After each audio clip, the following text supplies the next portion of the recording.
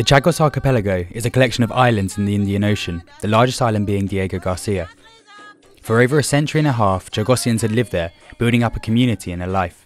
In 1880, the population numbered around 760 people, and by the 1950s this had reached 2,000. They had a school, a church, a whole community set up. It was a peaceful life with unemployment only at 3%. Then, in 1966, the British arrived, and shortly after, the 2,000 plus Chagosians were evicted from Diego Garcia and the surrounding islands. Some were in Mauritius and refused the right to return. The rest were shoved on a boat, some dying whilst others miscarried. They were then left to largely fend for themselves with minimal compensation, living in abject poverty, largely in Mauritius. They were forced to live a completely different life, homeless, penniless, and adrift from everything they had ever known.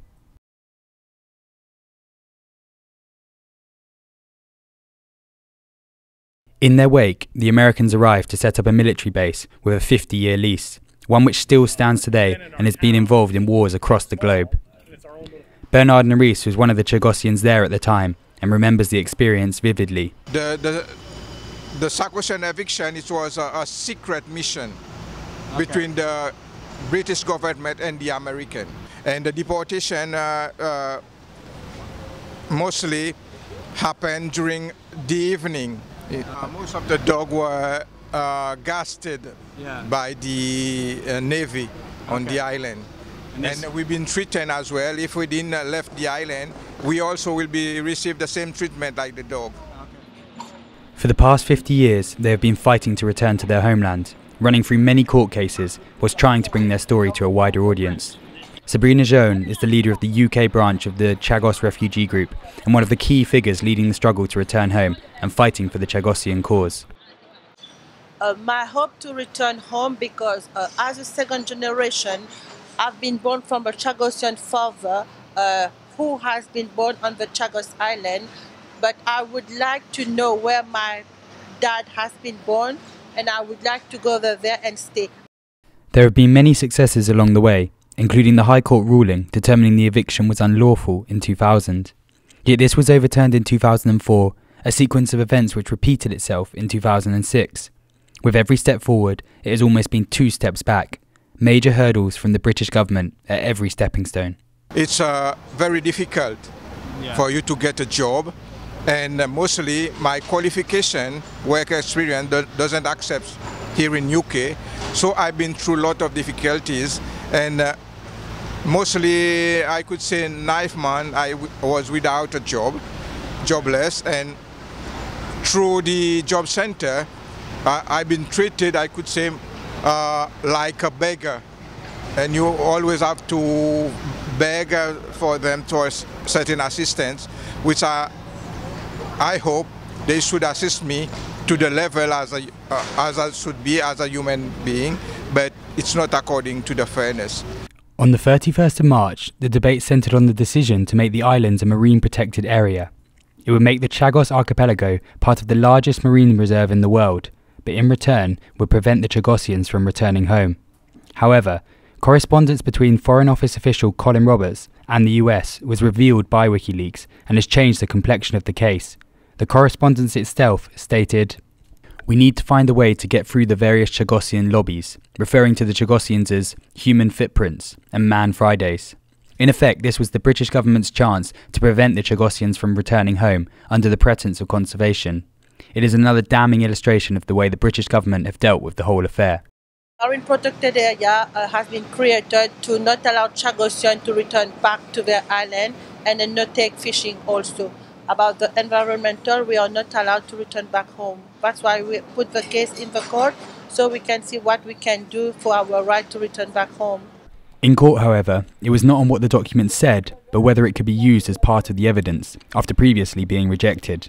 Whether the document gets used or not, it highlights the prevailing racist Western attitudes to the smaller nations of the world, something the Chagosians wholeheartedly believe.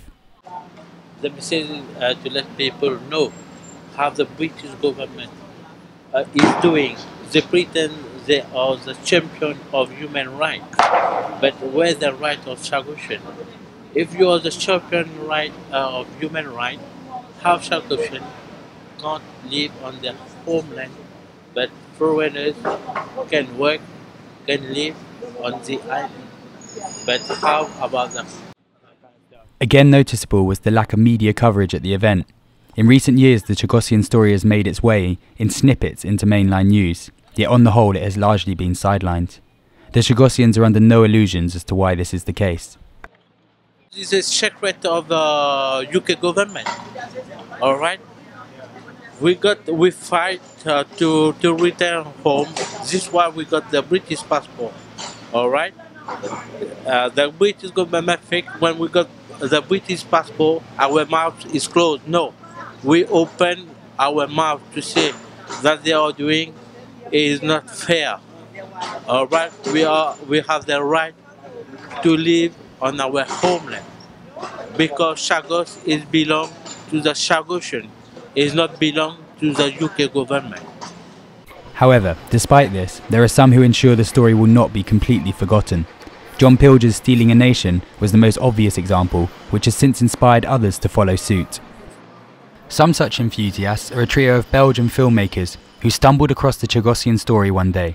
They were completely oblivious before, as it had gained no recognition back in their home country. Since learning of the Chagossian struggle, they have got involved and aim to bring the story to light in Belgium, raising awareness where others fall short. So many people knows about this, and that's what we're trying to do for them. Also, we're trying to take pictures for them and spread it over the internet because they don't have much mean to do it. Yes, it's very strange, weird. The fact that the cover, especially in Belgium, for example, the media cover doesn't exist at all. No one has never heard about this story. It's spreading a message into our French-speaking community of Belgium, which is very linked to France and those problematics. And what is much more amazing, as expected before coming here, we thought that the UK would have at least a penny of understanding of what happened, especially the young generation of lawyers, and it doesn't seem to have changed. For now, the Chagossian struggle continues and the court case moves on. However, with the help of filmmakers such as these three and the now growing public involvement, hopefully it will not be too long before justice and decency prevail and the Chagossians can return home.